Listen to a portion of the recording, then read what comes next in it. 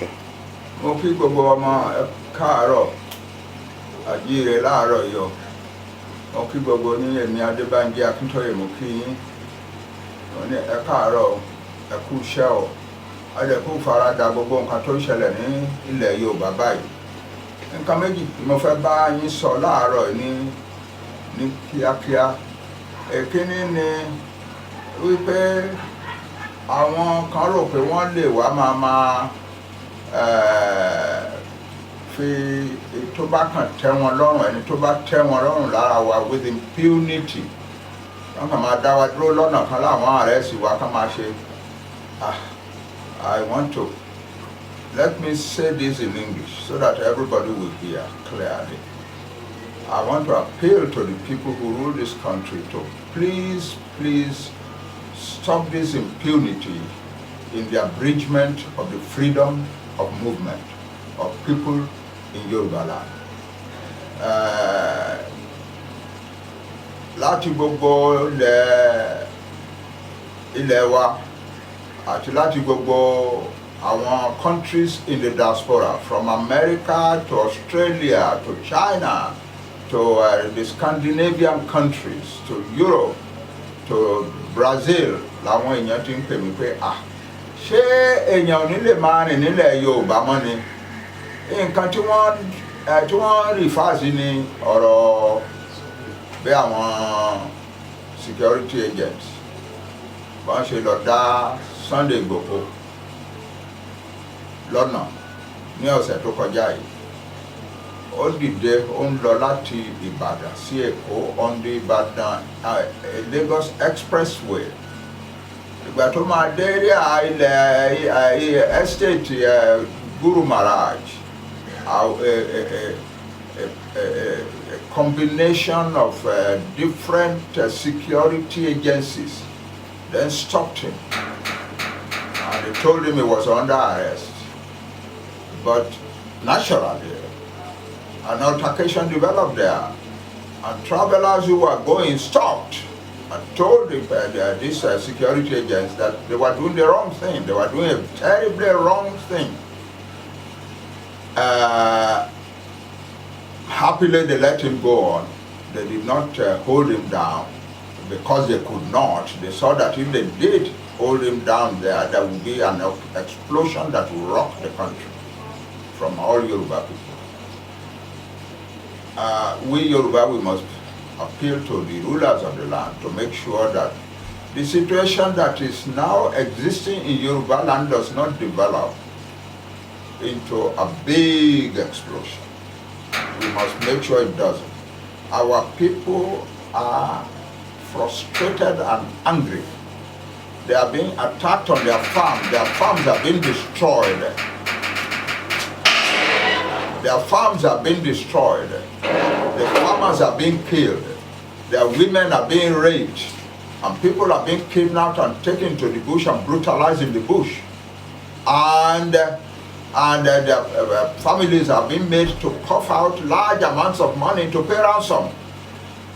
You cannot expect the people who are going through that experience to come and add to it the outrage that some of their people cannot travel on their roads. People are being kidnapped on the roads. Some of the roads are being stopped. People cannot travel now between Lagos and Ore, or between Ore and Benin. It's a tough situation that we are going through here. And if anybody thinks that they can add to this, the random impunity stopping of people on the roads and telling them that they are arrested and so on, or approaching people in their homes because they have spoken the truth in the situation that we have in our hand, or because they have taken a step to protect their parents. They have taken the step to protect their homes, their parents. All that Sunday Igboho has done is to go to his home in Okeogun and the Barapa area and try to stop the outrage against his people there, the terrorism against his people there. There are people who are doing enormous damage to the security of this country who are walking the street freely. They are threatening communities. They are even threatening governors and writing letters and threatening that they are coming to kill, to maim, to destroy. And nothing is happening to them. So please, let this attack on Sunday on the road be the last among our people. Large numbers of our young people are up to defend their homeland. They are not terrorists. They are not brigands. They just want to be sure that their homes are peaceful. That's all.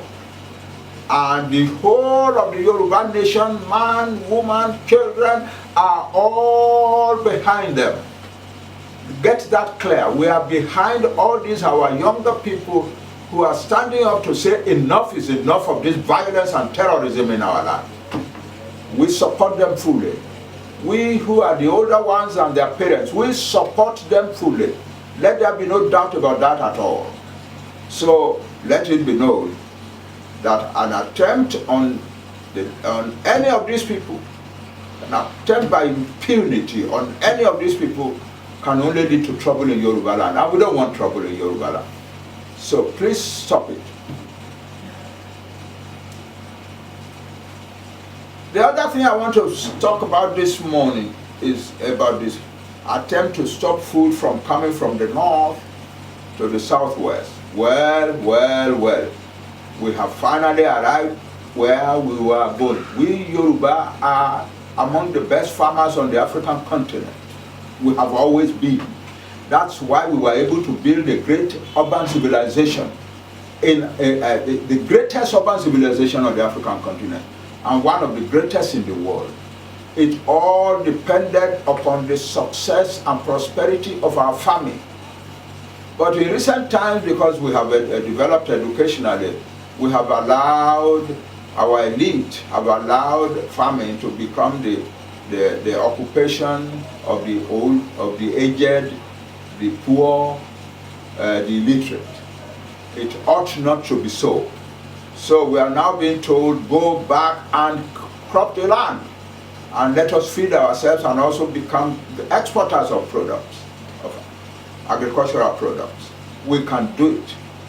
We can do it abundantly.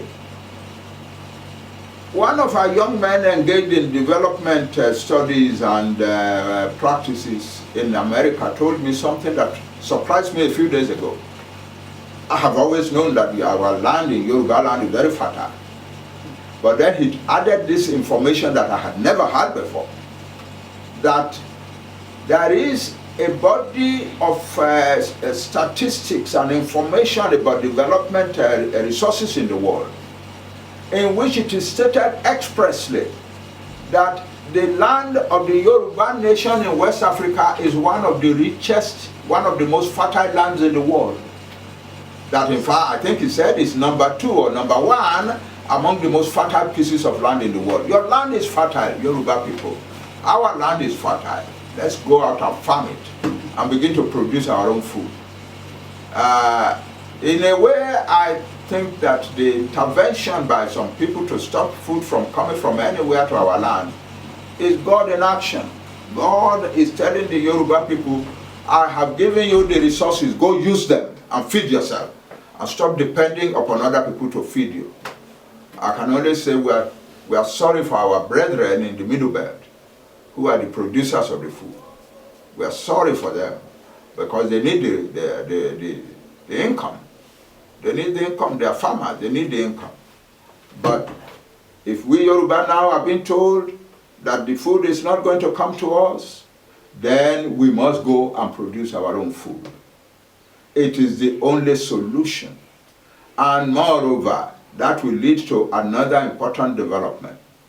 In recent years, northern traders have taken over the selling of food in our marketplaces. Our markets were built by Yoruba people for Yoruba women. So, if they now stop the importation of food to our land, that means they have removed themselves from the trade in our market too also. Food trade in our market. And so our women must now go back where they belong. The markets belong to you, our women. Go back and take possession of them And those of us who will produce food, let's sell only to our Yoruba women, and let them have a chance to return to where they belong in our economy. Finally, there are some areas of Yoruba land where they produce a lot of food, but because it is not well organized, the trade in it is not well organized.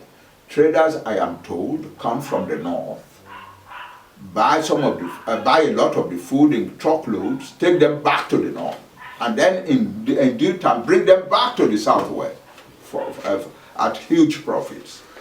I have been in contact with people from our Ife in Osun State, who say that this practice occurs regularly in their land. Now let us take hold of that. Let our traders take hold of that. Let them buy the food. Let them establish the methods of collecting the food from the farm areas, and let them establish farm markets where the food will be cheap and where the traders in the urban centers can come and buy the food.